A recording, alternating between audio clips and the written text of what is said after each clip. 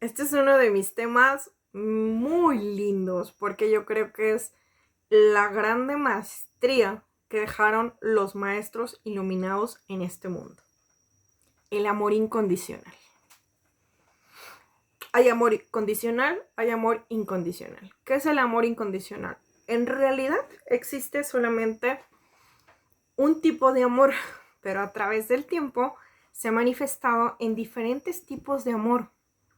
Ejemplo, tú quieres a tus papás de un modo, quieres a tu marido de un modo, a tu novio de un modo, al amante de un modo, a los hijos de un modo, a las seres que te rodean que no son parte de creer que no son de tu familia de un modo y así.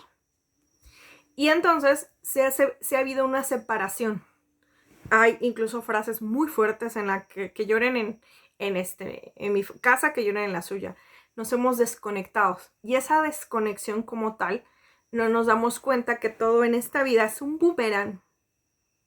Y que tarde o temprano todo lo que tú hagas se te va a regresar. Esas inconsciencias que has tenido, que de repente no te importa lo que le esté pasando al otro porque no es de tu familia, llega un momento en el que ese boomerang se te va a regresar. Entonces, ¿qué es el amor incondicional? En realidad, por ejemplo, cuando tú odias, odias, punto. No odias de un modo u otro. El odio, por eso es tan poderoso, porque el odio se ha mantenido puro. Y esa energía no ha cambiado, no se ha transformado, no se ha etiquetado, se ha mantenido fija. Pero el amor se ha distorsionado, ha habido una contexción. Cuando tú aprendes a amar incondicionalmente, amas minerales, plantas, animales y personas desde el mismo nivel de amor. Por eso es incondicional. Y ese es el auténtico amor que a través del tiempo se distorsionó. Que a través del tiempo se mantuvo hacia una parte de creencias y luego el amor romántico, el amor de Disney y todas esas cuestiones que de pronto igual pues cambiaron dentro del contexto mental y han creado falacias. Entonces cuando se te acaba regularmente son 5 años que dura el enamoramiento. Cuando acaba esa etapa, entonces empiezas a darte cuenta, por ejemplo, que empieza esa cuestión de enamoramiento, de cuestión que empiezas a ver que esa persona ya no te generaba esas chispitas, que empiezas a ver otras personas como que ay, la otra está más bonita, como que esa persona me llama más la atención. Entonces es porque es un proceso de el cerebro y que no tiene nada que ver. Entonces es un gran tema, de verdad que de debate, que es romper con muchos esquemas, porque es un tema súper poderoso cuando tú entiendes los contextos. El amor para que realmente sea real tiene que ser libre.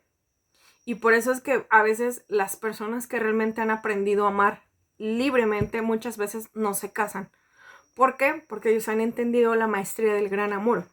Entonces, el hecho del matrimonio, si tú vas hacia la historia de por qué se formó, es porque a los hombres podían controlarlos a través del ego. El hombre se controla a través del ego, pero la mujer se controla a través del amor.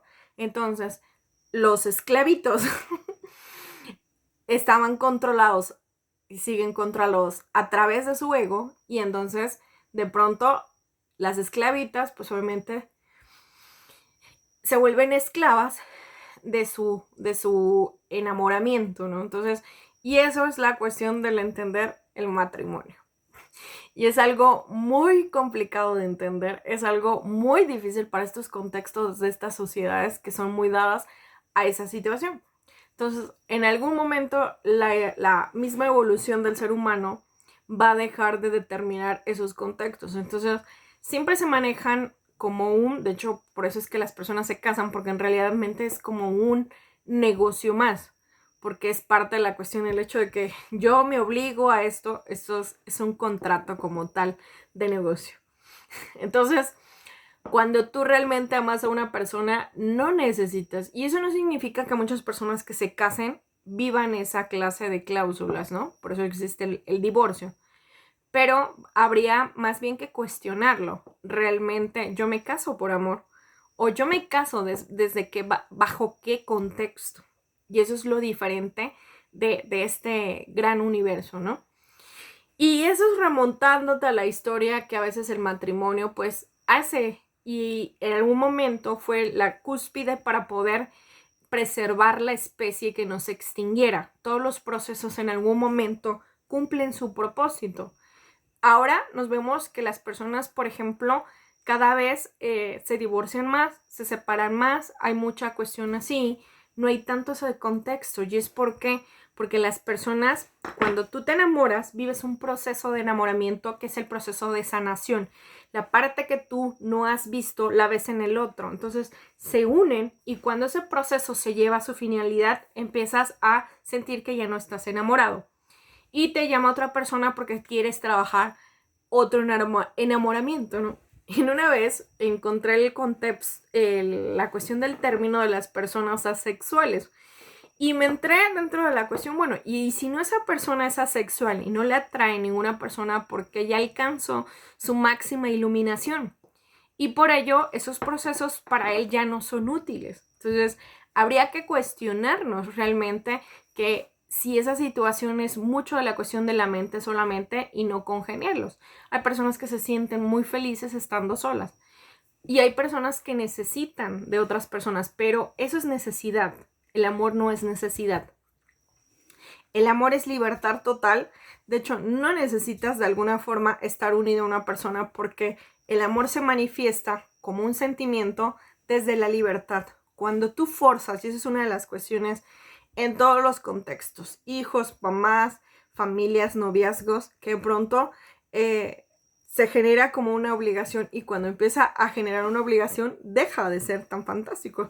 Es por eso que de pronto las amantes, cuando se vuelven esposas, esa sensación se pierde, y de pronto existe el divorcio, ¿no? Porque ya no me da esa adrenalina.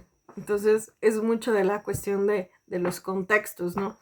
Entonces de pronto hemos generado un juicio, ¿no? De pronto hace poco escuché una canción de Darwin Grajales que hablaba de la prostituta sagrada, ¿no? Y yo dije, güey, o sea, en una cuestión espiritual, y me puse a escuchar la canción de que se manejaba, ¿no? Entonces entras a un grado de conciencia de entender que esa es la incondicionalidad dentro del trabajo, porque es un parte de que esas mujeres trabajan la parte negativa y es su propósito de vida, aunque dentro de este mundo se maneje como un contexto negativo, pero ellas transmutan esa negatividad y es parte de un trabajo que ellas están haciendo, ¿no?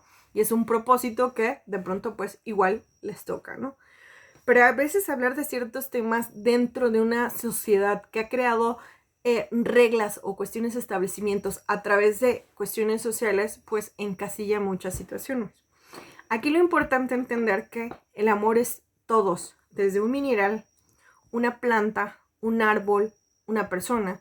Y cuando entendamos que este universo no está despegado y que todo lo que damos regresa, entonces en ese instante vamos a darnos cuenta que todo lo que pongamos en este universo va a generar un boomerang. Hay una de las frases que me gusta mucho, es que recuerdo me decía mi abuela que arrieros somos y en el camino andamos. Nunca creamos que las personas no vamos a necesitar de ellas, porque tarde o temprano en algún punto de la vida todo retorna, todo retorna. Y entonces vamos a entender que las personas tienen manifestaciones diferentes y realidades diferentes. Entonces, esto es un boomerang. Todo lo que amo regresa. Todo lo que amo regresa. Y entonces en ello, pues hay que entender. Y esta es la gran maestría que todos los grandes iluminados dejaron en este mundo. Buda, Krishna, Jesús, muchos iluminados que pasaron por este mundo y que su única, de alguna forma, enseñanza no fueron dogmas religiosos. Ellos enseñaron el amor incondicional. Y que cada uno tiene que rescatar esa parte y dejar un poquito con el tema de los juicios, los dogmas, las creencias que no tienen nada que ver con este gran mensaje que dejaron los iluminados. Bye.